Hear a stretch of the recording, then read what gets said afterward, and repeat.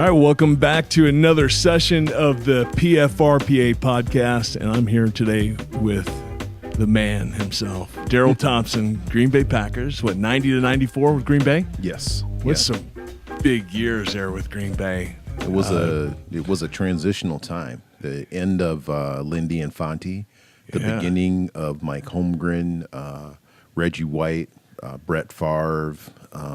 It was a change of the culture of the organization. Wow. Right at the beginning of another legendary Packers run, really, right? Yeah. I mean, right at the beginning. So, that's right. Brett Favre just really coming on, and of course Reggie coming over from Philadelphia, right at the time. Mm-hmm.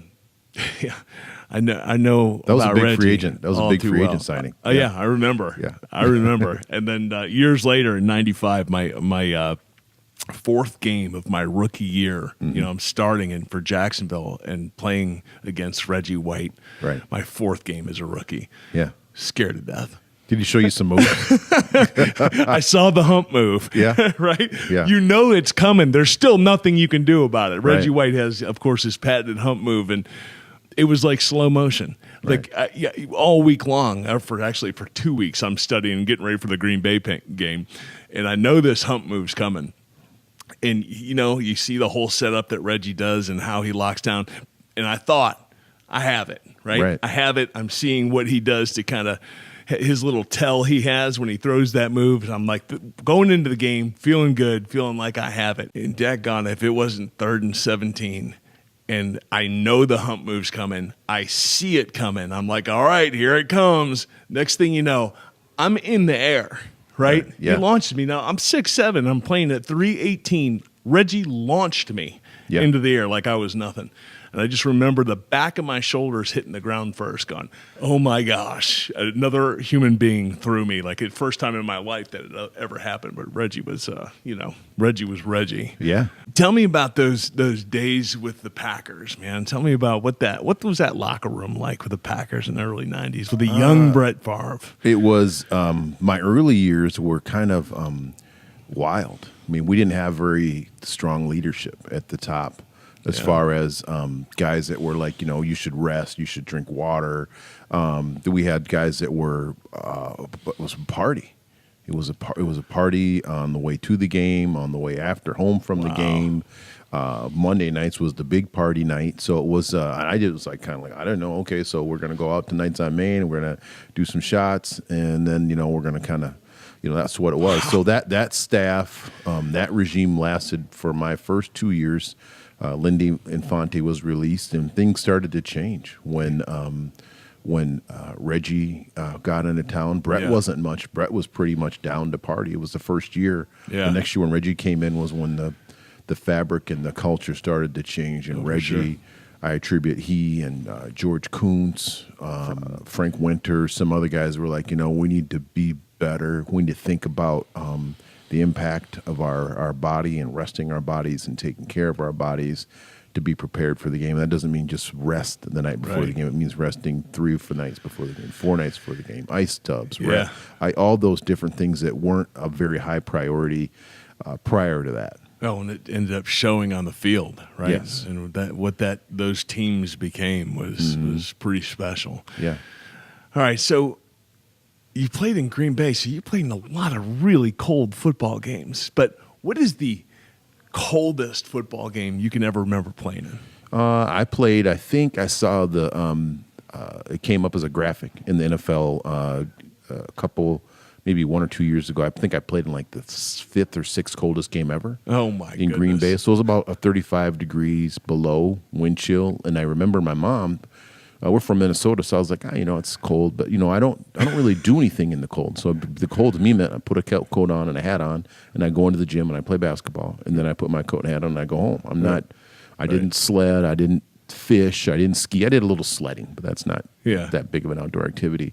But I wasn't an outdoor, like, let's go do stuff. My mom was from Mississippi, and my dad's from St. Louis, Missouri, so they're like city and then country, but hot.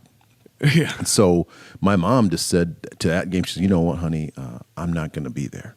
I'm not going to. They didn't have, like, now they got a room for the families and you can get a suite or whatever. And I was just, I'm in the, this is the early 90s. So it was like they had a little warming room with a black and white TV or maybe it was colored. Wow, right. So it was such. She goes, why don't I just stay in your little townhouse here, and I'll watch the game, and I'll have food for you and your teammates and friends and your girlfriend whenever you guys, whenever the game's over. I was like, sounds like a good deal. So I mean, my mom was not at that game when it was 35 degrees below wind chill. Smart woman. Yeah, very smart. Right. Okay, so a few of the things that are really common to all of us in these cold games that we all remember, but another one is hard hits. So what's the hardest you ever remember being hit? One of them was a gentleman that's on our board, Mike Singletary. Being Mike Singletary, being very smart. It's not so much. Usually you don't get, it's the surprise hits. Yeah. Like we're all like, you still like contact, just that's just part of the, I hit you, you hit me. We usually know we're going to hit each other. It's surprise hits that get you. So Mike Singletary got me, one of the goals as a running back is I want to help my offensive lineman. So I got to press the line of scrimmage, get as close to the line of scrimmage as I can before I make the decision where I'm going to go. Right. So I was pressing line of scrimmage. Mike knew I was a bouncer. I used to be fast, so I wanted to get the ball to the outside. Mike was like, I'm going to leave. Mike Singletary left the hole open, so I would go into it. I was like, that's a smart. He not only knew his rules, but he knew my rules. Yeah. So he said, I press. Mike leaves the hole open. He actually hides right behind the fridge. He hides behind the fridge. I put my leg in the hole. Bam! He hits me right on the thigh board. And of course, I'm cool, so I haven't wear no pads. So I've got, I have a bruised thigh right away, and it wasn't like a bad hit, but it was my like deep it was bone bruise. It's cool, right? Yeah. Right. So I wore a pad that got taped onto my thigh for the rest of the year because of that hit. The other person that got me, or we actually became friends because of it, was Blades.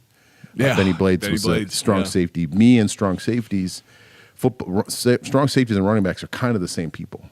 Yeah, we're like usually pretty super athletic and fast, but we're kind of coming at you from the same distance, and a lot of speed gets built up. Strong safeties, free safeties. So Atwater. Benny Blades and I, we played each other 2 times a year. We'd always kind of end up talking after the game and became, kind of friends a little bit because of that. But Benny Blades, we hit each other a lot. Yeah. Just because that's who makes a lot of tackles. You mentioned Blades and Atwater. Those are 2 of the hardest hits I can remember. Interceptions thrown. Worst environment ever for an offensive lineman. Yeah. You have to be your head on a swivel, right? Yeah. The pick is thrown. You're going after the ball carrier now. And every defensive player that you've been throwing around all game wants to take your head off, right? That change of direction, the change of field in a flash, and you have somebody like Benny Blades or Atwater in your grill real fast, knocking you on your butt. Yeah.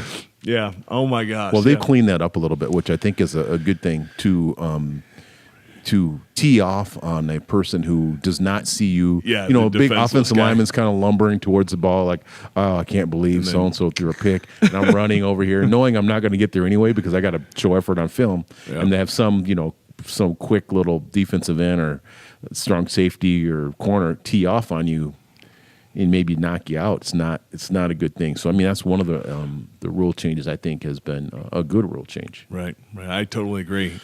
So next question, we also all have our stories about our transition from playing college ball to the pros, and of course you played at University of Minnesota in the Big Ten, and then on to Green Bay. When did it dawn on you that man, I'm in the NFL? What was the moment? What's interesting? I met and got to spend some time with Ray Nitschke, one of the obviously greatest football players of all time. And Ray noticed that I was thinking a lot when I was running. Yeah. He said, he just was leaving the locker room. He goes, and you did the Ray Nitschke Packer report, and I was kind of like, he's in the locker room. I was like a rookie or something. And he said, you know what, Thompson? He said, just play, don't think. He said, you think when you're in the building, you think when you're in the classroom. So you go on the field, you just got to do your thing. You've been doing your thing since you were probably, 5th grade or 6th grade? I was like, yeah, he said, just play, don't think. Huh. So it was that moment when I realized that I was in the NFL, and I think the other one was an eye-opening moment for me when I was on the field as a rookie, and it was Joe Montana, Jerry Rice, Roger Craig, and the San Francisco 49ers. Wow. Yeah. And they threw, a play that we ended up running 2 years later. I didn't know what it was called, but, it was 22Z in. Jerry Rice gets the post route. Right. Montana hits him with the ball at the end of the game. Jerry runs into the end zone. That's the end of the game. We lost to the, not now, but then superbly powerful. A lot of teams lost to that play, right? Yeah. Back in that day, Yeah. right? It's just awesome memories, the names that we throw around now, these guys that have become just legendary. Yeah. Back when we were playing, there's just another guy at the time, and they're a good ball player. But there's some legendary people I thought when I was playing, to play against Howie Long, to play against Chris Dolman, to play against Keith Millard, to play against some of the people that we played against. I knew when I was coming on the field, Roger Craig, Joe Montana, that it was not this isn't your just everyday Right. Herschel Walker. Yeah. I mean, just there's people that are like, man, that Bo Jackson. I mean, I played in, I think the second, Bo got hurt like a week or two after I played against him, and Bo reverse field against us. People don't reverse field in the NFL. You can reverse field in high school. Everybody's too fast. You can right? reverse field in college sometimes a little bit, but people don't reverse field in college and be successful with it. Not even the hyper fast guys. Every Right. blue moon, but there's not many people that are 235 pounds running 4.1s. That's not a mathematical equation. Yeah, he was something special. And heck, Herschel still looks like he can play. He's a bad man. Yeah, I saw him just about a year or so ago up in Dallas. Man, he's still shredded. So looking back in time now, let's imagine that you have an opportunity to talk to your young 21, 22-year-old rookie self. What would you say?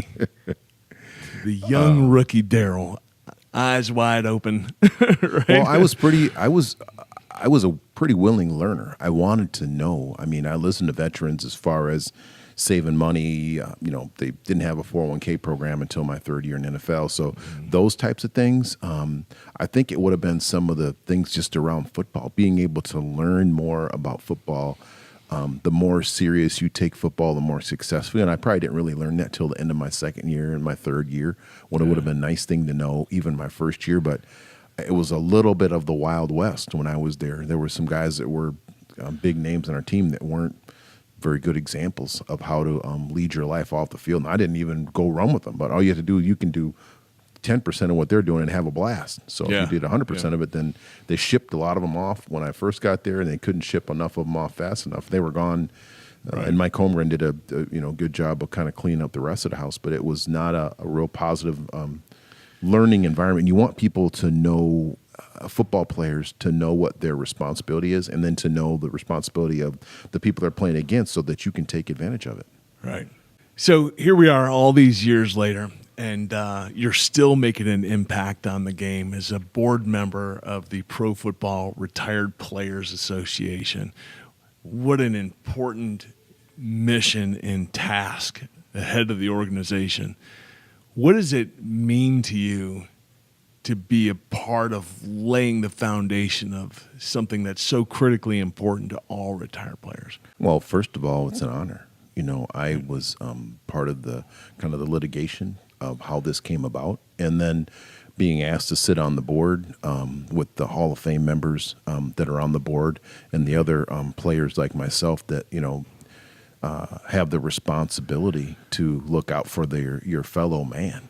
Of the people that I played with, people I played against, people that came before me, people that will come after me, and I take it very serious. It's one of the most important things that I'm involved in off the field. Love the service mentality that you have, and obviously it's carried you well through your entire career and in sports and afterwards as well. So, Darrell Thompson, thank you for hanging out with us today, and this was great, man. I really enjoyed our time together.